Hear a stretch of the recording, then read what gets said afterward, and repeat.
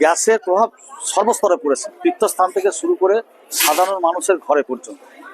কারণ দেখুন, এটা একটা পর্যটন কেন্দ্র, এখানে হাজার হাজার লোক মানুষ প্রসাদ গ্রহণ করে। তার ব্যাপার হচ্ছে, যারা 2 মাস 3 মাস আগে থেকে যারা ভান্ডার দেবো বলেছিল, সাধু সন্ন্যাসী গরিব মানুষ অনেকে খাওয়া এখানে এসে, এবং রান্না যারা করে তারা কিন্তু পুরো জবাব দিচ্ছে এখন। ভালো ইফেক্ট করেছে। এবং এখানকার যে অধিকাংশ হোটেলেও মানে এক প্রকার যে রেস্টুরেন্ট গুলো আছে প্রায় বন্ধের মুখে। তাই তীর্থস্থান তো পুরো প্রতিটি তীর্থস্থানে তো তার এফেক্ট করেছে। এবং যারা সাধারণ মানুষ, সাধারণ ঘর, তাদের ঘরেও এফেক্ট করেছে। যুদ্ধ শুরু কয়েকদিন হলো, হতে না হতেই গ্যাসের সংকট, দাম বৃদ্ধি, একটা যেন 3000 মাইল দূরে যেন একটা যুদ্ধ শুরু হয়ে গেল। কেন্দ্রীয় সরকার আশ্বাস দিচ্ছে যে সব ঠিক আছে, সব ঠিক আছে, কিন্তু কোথায় ঠিক আছে?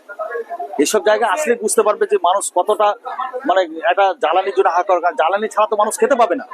তাই এইগুলো তো অন্তত 2-3 মাস পরে এরকম চললে তারপর হতো সেটা ঠিক ছিল, কিন্তু 7-10 দিনের মধ্যে এতটা কি সংকট তৈরি হয়ে গেল। সবকিছুতে একটা রহস্য থেকে যাচ্ছে।